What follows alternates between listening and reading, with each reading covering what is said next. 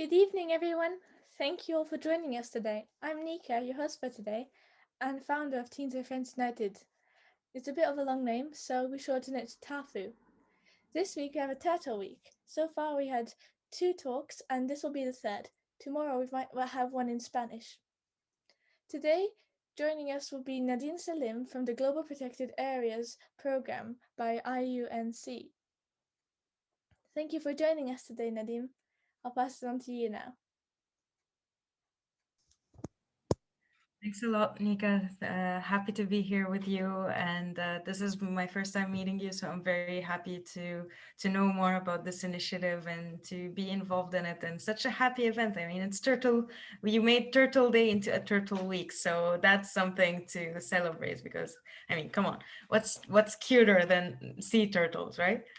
So today, well, first to start off, so my name is Nadine Selim. I work at the International Union for the Conservation of Nature at the Global Protected Areas Program. And today I will be talking to you a little bit more about marine protected areas and sea turtles and what is their role and how do they help in their conservation and protection. So I prepared a brief presentation with you that I'm just going to start sharing. And yeah, let me know if you can see my screen. Can you see it?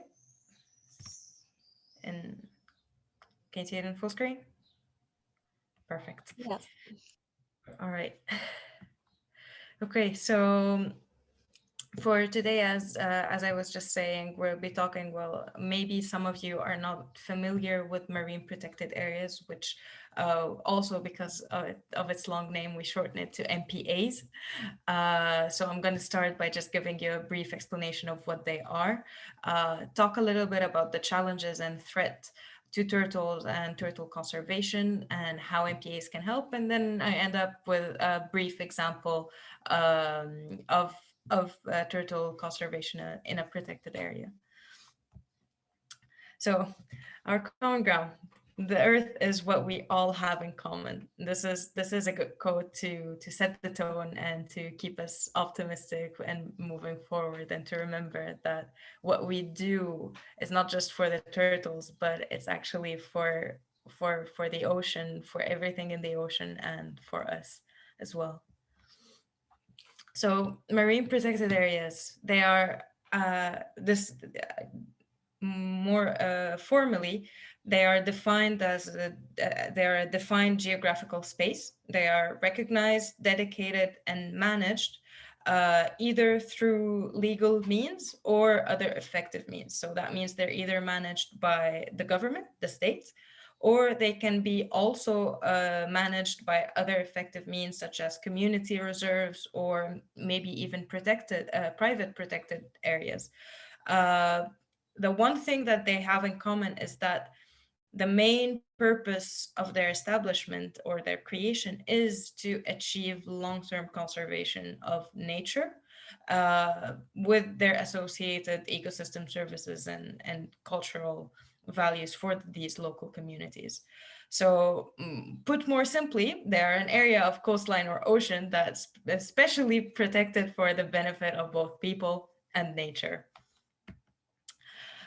So the main role of MPAs is to keep the marine environment healthy.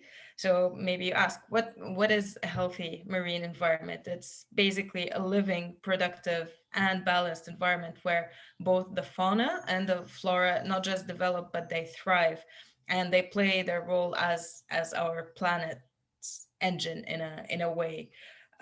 So this is why we establish marine protected areas, is to conserve these areas as refuge for the species that inhabit them, as refuge for the habitat and the ecosystems to thrive. And as well, they're also very important for, they have a long list of benefits, but I'm trying to keep it short. But they also engage a lot with the local community and the awareness, and create a lot of jobs as well. So this is just put briefly. So there are areas that are regulated by governments, civil societies, and so on. and they have the marine activities such as, for example, fishing or any sea activities that you can think of. They are regulated or restricted or prohibited altogether, depending on the seriousness um, of the situation and what needs to be done. So there are different types of MPAs. Six general categories of protected areas in general that go. Some can be very, very strict in protection and access, and they are mainly reserved or looked at for science, whereas other might include sustainable tourism activities or artisanal fisheries and so on. Um, so as mentioned, they have critical, or they protect critical habitats, which can be either breeding grounds or feeding grounds for marine species, and in that case for turtles such as seagrass or algae. So moving on now to the threats to turtles. I'm just going, there are obviously, this is not a comprehensive list. I'm just going to be focusing on these two, as these two are some of the biggest and the most relevant for us today. So the first one is the nesting and the loss of habitat. This is one big threat, because we know that not all young turtles survive, and if they are to survive, then they have the added challenge of managing through all of the threats and obstacles in the beach areas, and then in the sea itself when they make it there. So they have a sort of double threat: a threat on the beach where they're nesting, and then threats in the sea itself uh, if they manage to make it there. And this is where it comes to the threats from human marine activities. So anything from fishing to boating, or like speedboats or other things, they can really, really um, threaten their survival rates. And obviously, this goes without saying: plastics. They get entangled in them all the time. They eat them, and it's just not good for their survival rate. So this is a very big call to action that I'm sure all of us have been hearing time and time again. All right. So what needs to be done to protect turtles? Simply put, we need to maintain their habitats, control the harmful external factors that they get that affect them, such as, for example, harmful light from the coastal areas, or for example, such as beach amenities and beach, constructions and services and things like that.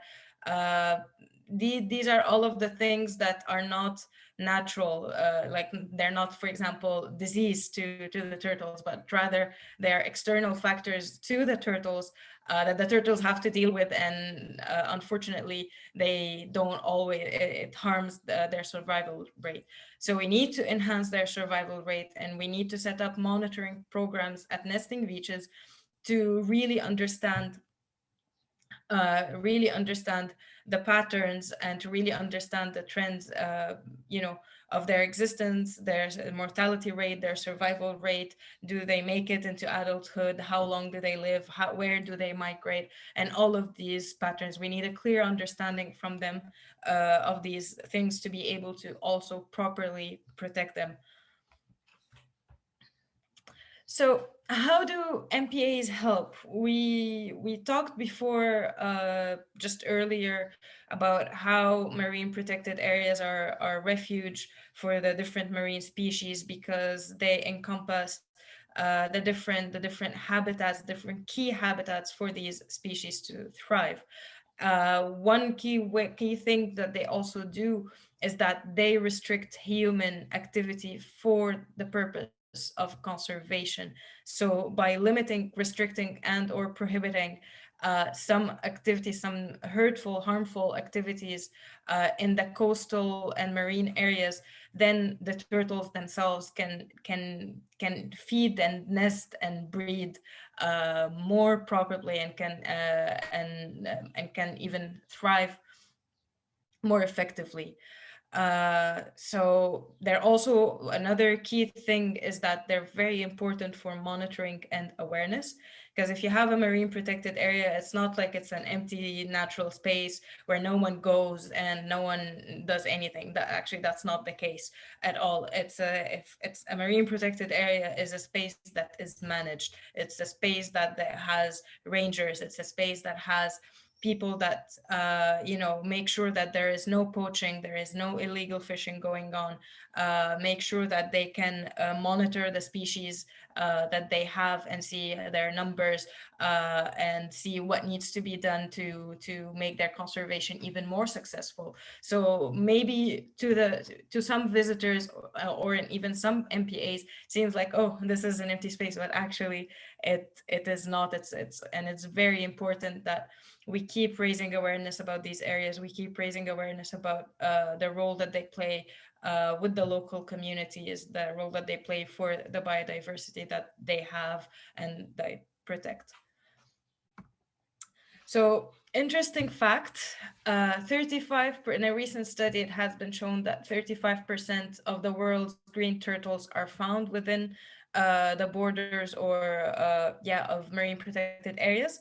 However, only 8% is the marine protected area coverage worldwide, meaning that 8% of the ocean is protected. Actually, that's not even very specific, because here when I talk about the ocean, I mean the ocean within national borders. So I'm not talking about the high seas. If we count the high seas, then that number drops even lower to less than 2 or 3%. So 8% of national waters are protected. And we keep talking now, and we're hearing in policy talks and so on. For example, for 2020, the target for 2020 was to conserve 10% of the national waters. So actually, we're not very far. There are current talks for setting a global target for 30% of ocean and land protection by the next 10 years, by 2030. But yeah, this is still a draft target. It's still not finalized, it's still not implemented, but we are recognizing more and more the importance of having marine protected areas for species conservation, for wildlife, for habitat, for job creation. And also, one of the main, or one of the great benefits of MPAs, or how they benefit the local communities, is that when a population of fish thrives in its borders, or within its space, there is overspill. So the fish moves, and the fisheries adjacent to them, they have higher supply of fish, so they maintain the level of the different marine species at a level where it can be sustainably grown and sustainable, and they can sustainably thrive. So with that, I'll go to the example of Kuryat Island in Tunisia. So Kuryat Island, sorry, it's not Turtle Island Parks, it's Kuryat Island. I was sort of choosing between both. So Kuryat is close to become an official MPA. It's in the process of, it's in the paperwork, in the process and talks with the government to be recognized as such. It's literally made of two islands in the northern Cape of Monastir, so in the northern part of Tunisia, in northern Africa, and it's about there. Both islands are about 18 kilometers from the mainland. Uh, uh, why it's taking some time for it to be officially designated as well is that it will be the first park in the country, or the first protected area in the country, that is not just governed by the state, but actually co-managed by both government and civil society, because the civil society so far have been playing a critical role for maintaining and conserving the nesting areas in the beaches of those islands. So in 2020, every year they see a growing number of turtle nests, which shows you again the benefits of protecting them, the benefits of protecting their habitats and raising awareness.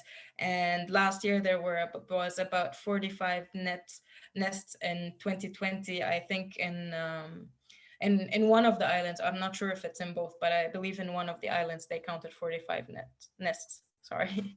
So here is a little video. How are we doing on time? I prepared two videos. This one is 5 minutes and this one is 2 minutes. And depending on how much we have, I choose the video. We have enough time till you can. All right, so I'll start with this.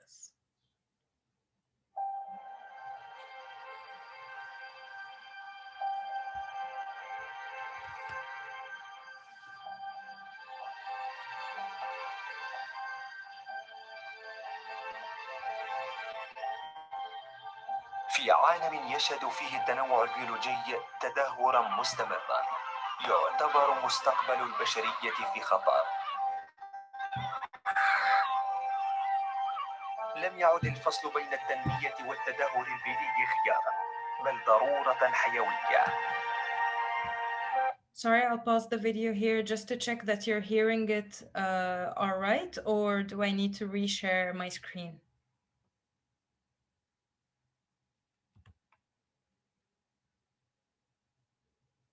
All good. All good. All right. Great.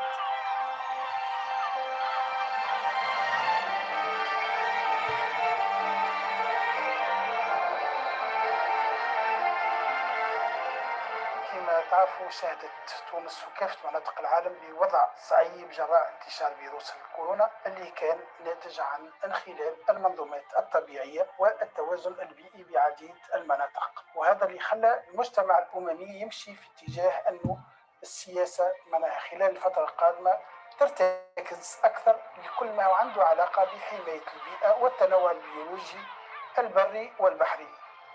بالرغم من عدم إعلان جزر قوريا كمحمية بحرية بصفة رسمية، تم إحراز تقدم هام في عملية الحماية على أرض الواقع. تم اتخاذ الإجراءات للانطلاق في استكمال إجراءات إعلان جزيرة قوريا وجزر تونسية أخرى كمناطق محمية، وثم ما لا يقل على 1.5 مليون دينار اللي ماشي يتم تخصيصهم لدعم حماية المنظومة البيئية بجزيرة قوريا، ولا سيما هنا نقولوا السلحفاة البحرية كاريتا. يعتبر اعتماد خطة لإدارة جزر قوريا في عام 2015 بمثابة خارطة طريق للحفاظ على البيئة الطبيعية. لب الموضوع هو في كلمة التصرف المشترك، بل كما كانت نعرفوا أنه المتصرف الوحيد في الاسباس ناتوريل في تونس الكل هي الإدارة والليزورغانيزم اللي يتبعوا الإدارة الكل، لكن توا كان خيار الوكالة أو خيار الدولة التونسية كله هو تشريك المجتمع المدني. وعلى هذاك احنا اليوم في قوريا نحكيو على تصرف مشترك بين الإدارة المتمثلة في وكالة حماية وتهيئة الشريك الساحلي وجمعية أزرقنا الكبير. خدمتنا خدمة التصرف في جزر قوريا تنقسم بارتي من هنا من الإدارة وسكي بريز دو كونتاكت مع لي بايوتوفون مع لي بارتنير الكل، وخدمة كبيرة سور تيران اللي قايمين بها ليزيكو غارد اللي نحب نحييهم برشا ستاف بيرمانون نتاعنا ونتاع الجمعية، وزيد لي بينيفول ولي فولونتير اللي يجيونا من العام للعام ويعاونونا برشا في الخدمة وفي تو لي سويفية اللي نعملوهم على جزر قوريا. في قوريا يعتمد الحفاظ على الجزر كذلك على أنشطة التوعية البيئية والانقاص الضغط اللي على طريق البر، دونك على الشطوط اللي هي مش كبيره برشا في جزر قوريا واللي هي مهمه ياسر لتعشيش السلاحف البحريه. دونك قررنا ان نعمل مسلك بري يمر من اول الكبان ولا كوخ السنسيبيليزاسيون ويوصل حتى منطقه الاثار.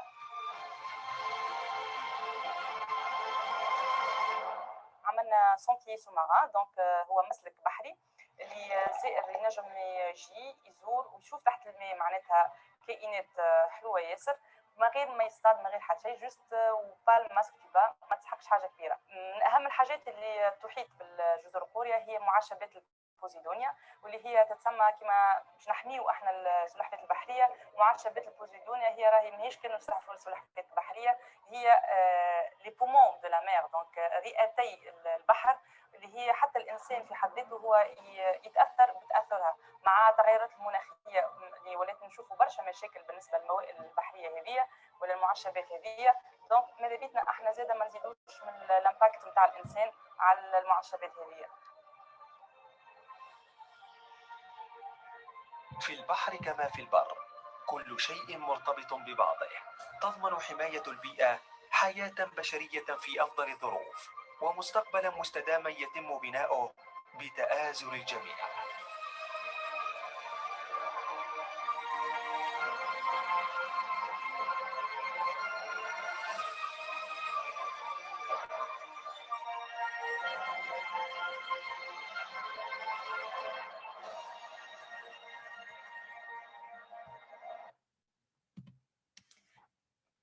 Okay. That was the end of my presentation. I'll stop sharing. So yeah, I hope you enjoyed the video, and hopefully when all of this COVID drama ends, you can put Korea Island on your bucket list, especially if you would like to know more about turtles and see their life cycle and see them, go from the nest to the beach and so on. So thank you. Thank you, Nadine. I would definitely be putting it on my bucket list. I would love to see it soon. And we would like to go ahead and ask you a few questions, if you don't mind. Sure. Yeah. Okay, so my first question is about who declares a marine protected area. Is it the IUCN or is it another organism that? No, it's not the IUCN at all. It's usually declared or designated by the government.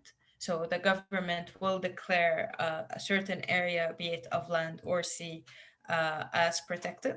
And then there are, besides that, there are, for example, as you have seen now with the example of Korea Island, other examples of co-management. So sometimes they are spaces recognized for protection or conservation by the state, but they're not necessarily entirely managed by them. So they can be managed by the civil society and the government at the same time.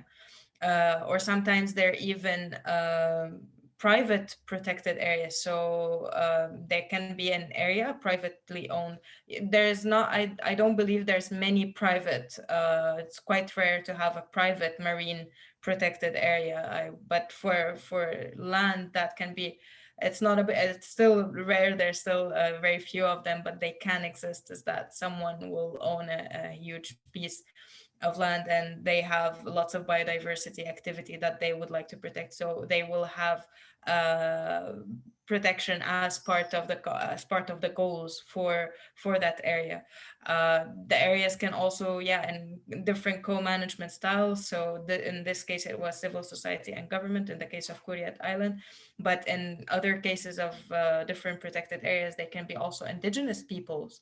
Like, for example, you can see Arqual National Park in Australia or Amarakaeri Communal Reserve in Peru.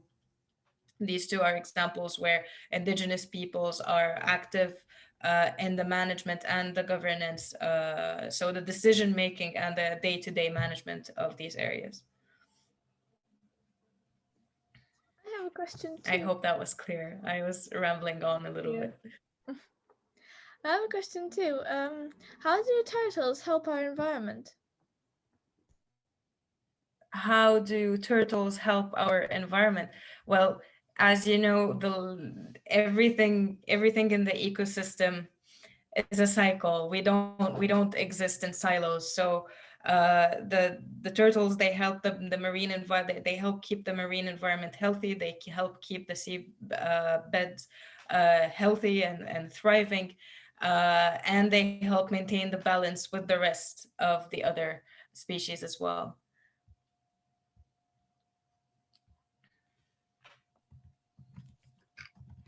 Okay, and as for you mentioned the things we can do to or we must do to ensure their survival, the turtle survival. But you mentioned within those things, you mentioned maintaining habitats. So what can we do to help maintain the turtles' habitats, or how can we?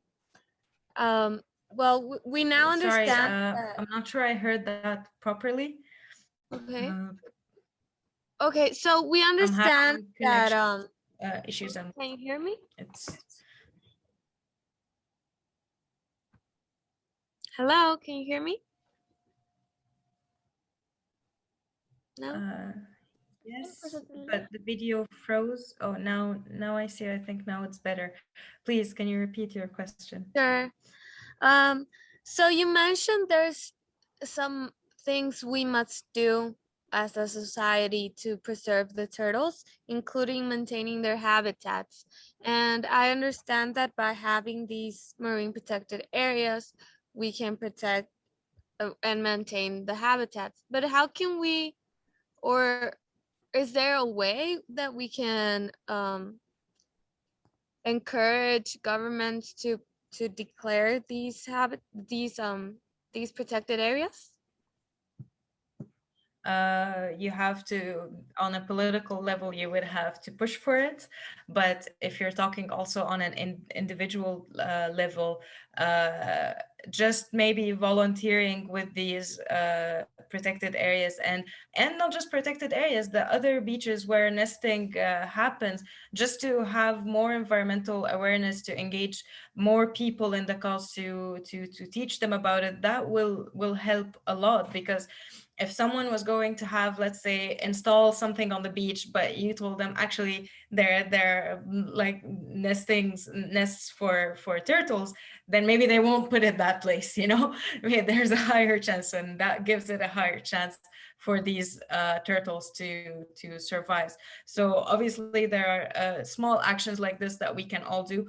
Beach cleanups, which you already do, is already a great idea, and the more they can happen on a bigger scale, the better they are, because we do know that plastics is a big threat for many marine species, and especially for the turtles. They get entangled in them, they choke on them, and they die. So, like, yeah, the sad reality that we live in. Talking about plastics, how can we reduce the amount of plastic we release into the sea? Well, there are many ways, but I'm sure you've also heard of this a million times. Refuse, reuse, recycle, right? So the first action on the list is to refuse. Refuse the plastic. Like, ask yourself, do I really need to buy plastic? Do I really need to buy uh, hand soap in plastic? Can't I just use a regular soap bar, for example? And it will not have plastic. It will just melt away, and there you go, no plastics, and they're not necessarily more expensive. Do I need to use this plastic bag? Maybe I don't. You know, maybe I can take my tote bag to the supermarket. Maybe I can use a paper bag instead. And there have been plenty of initiatives like this all over the world, where there are incentives to use less plastic bags, or to reuse your own, for example, coffee mugs or so on, just on a day-to-day. And these are things that you can do personally to reduce your own plastic consumption. And the more we're going to do it, the more we're also, it's going to be a bit more mainstream and more normal, right? And then the second step is to reuse. Okay, now we have plastic. Can you reuse it? Can you keep it? Is it unsanitary if you keep it, or do you have to throw it away? Things like that. So consider reusing it as much as possible. And then if you can't, then recycle it. And no, it's the thing with plastics is that they're tricky to recycle. There are not every facility will recycle every type of plastic, so which is why the emphasis is to encourage refusing plastic to begin with. And I'd also like to make a small comment here that it's not just up to us as consumers to take that action, but it's also up to the suppliers to take some actions as well. If they're only producing in plastic, then then that's a problem. It can be, oh, but you're buying from them. No, but they're infiltrating our markets. They're very big companies that they're hard to avoid. So it's also holding these companies accountable for the amount of plastic that they use, that they can very easily not use, or better yet, use their research and development programs to develop alternatives for it. And it will make them a much more popular brand, right?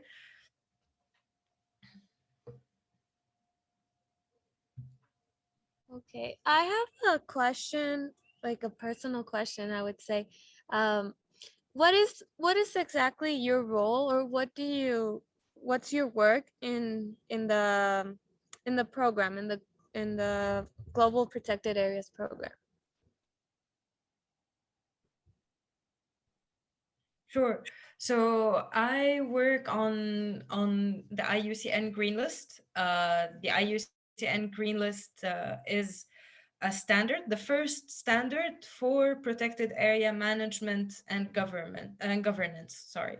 So how do you involve the local communities in the decision making for the marine protected area? How do you manage it? Do you have a management plan? Like as you've seen in the video, they were talking about creating a management plan. So they detail all of the activities, what's permitted, what's not permitted, what are they going to do, how are they going to monitor all of these things.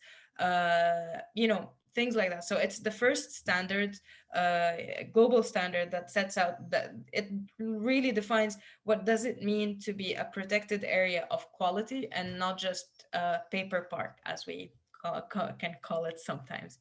So paper parks are parks that are just designated as protected area just to maybe achieve a target, or to show that you're taking some action, but you're not managing it properly. You're not involving your stakeholders and the local communities in the decision making, and you're alienating them, and it's not functioning. And at the end, the conservation is not successful at the end. So there is a difference. So the IUCN Green List works is the first standard for that, and I work with the team at IUCN at the headquarters in Switzerland. I work on its implementation. So we work with the different protected marine and terrestrial and other communal reserves and others on implementing the standards. We work with the different experts, so on, and I also work or lead actually on the global program communications, or the communications for the global program. Yeah.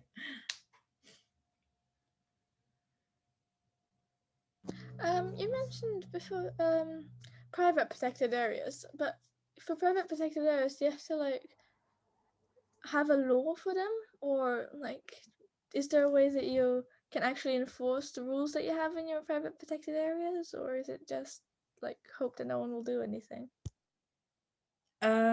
No. Well, a private protected area is, well, how can I explain it? It's private land, right? Imagine like you bought a house with a big garden.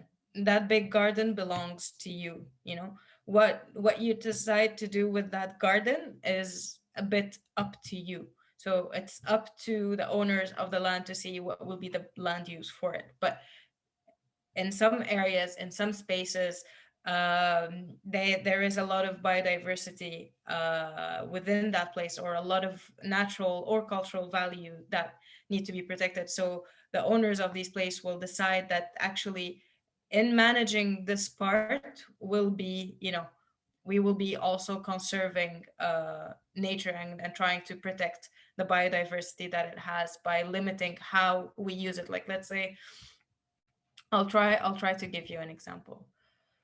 Uh, so they are like,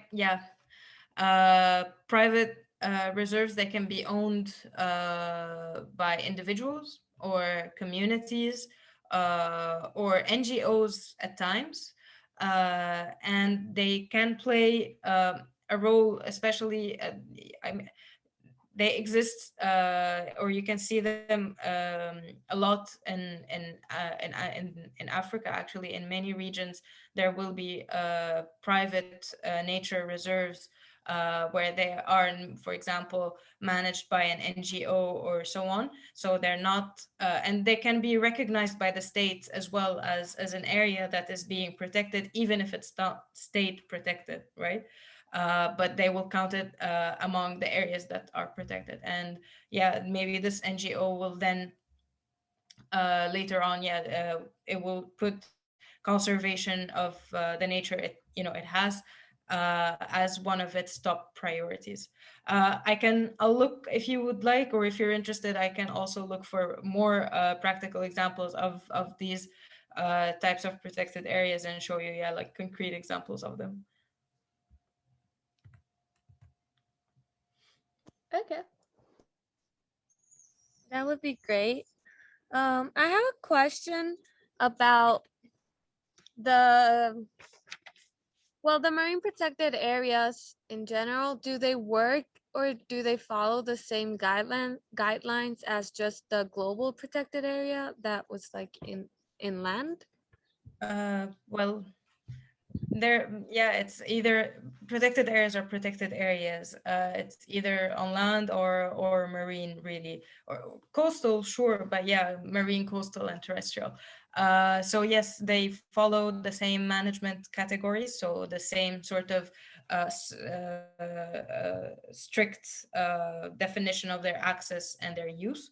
But of course, there will be different nuances and different things to take into account, whether it's a protected, a terrestrial protected area, or like land protected area, or a marine protected area, because obviously it's not the same thing. So you cannot manage it the same way.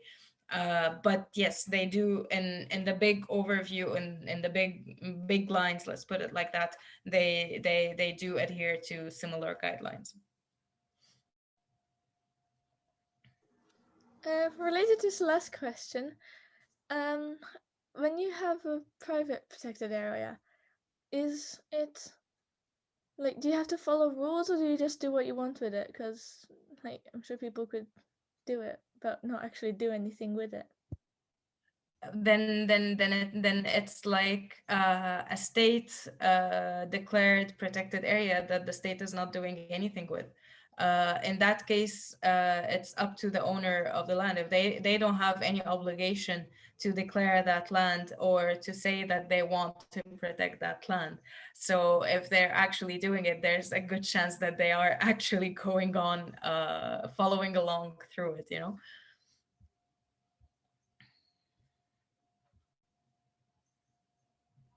So yeah, they can be protected with or without formal government recognition. They can be a land of any size. They're mostly terrestrial. I don't think there are examples, or maybe that I'm not aware. But I'm not aware of marine private protected areas, but potentially they also exist. Okay. About monitoring programs, do these happen only on protected areas, or can you have one on an area like where you know there's nesting but it's not necessarily protected and you just want to like Yeah.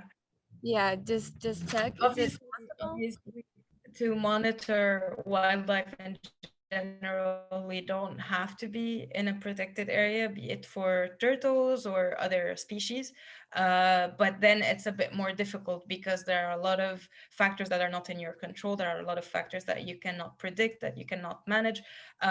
You probably can't do it alone. You need a team, maybe some scientists, maybe an NGO will back you up, maybe a group of volunteers. But within a marine protected area, it's just that much more efficient because you know that this space is controlled and managed so that these nests are protected, and the turtles are then able to have a much more successful survival rate. And you have closer monitoring, because if that's what you do from the day to day, you know, then you have you also know a lot more about what happens, and you can for example tag them and study them and so on. So yes, of course, all of these activities, they happen outside of marine protected areas, but within marine protected areas they just are more efficient.